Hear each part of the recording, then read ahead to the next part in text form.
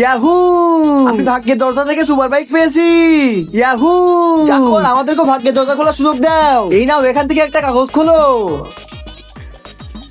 রানী তুই, আমি রাজা, খুলে যা কিসমতের দরজা।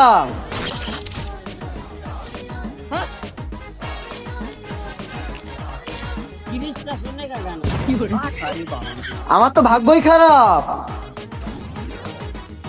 ভাই তুই চলে এসেছিস, তুই কে পেলি? তোর তো ভাগ্যই খারাপ। এখন আমি আমার ভাগ্য বিচার করে দেখবো।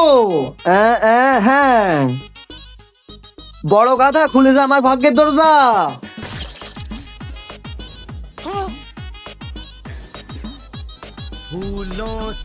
আরে আরে, কত সুন্দর মেয়ে, আমার তো ভাগ্যই খুলে গেল। চলো বেবি। আরে তোর ভাগ্য তো অনেক ভালো, এত সুন্দর মেয়ে পেয়ে গেলি। এবার আমি আমার ভাগ্য যাচাই করে দেখবো। তুই ফকির, আমি রাজা, খুলে যা আমার ভাগ্যের দরজা। বন্ধুরা, তোমরা যদি চাও তোমাদের মা বাবা 100 বছর বেঁচে যাও, তাহলে একটা লাইক একটা সাবস্ক্রাইব করে দিও। আর কমেন্টে লিখে দিও তোমরা সব থেকে কাকে ভালোবাসো, মা নাকি বাবা।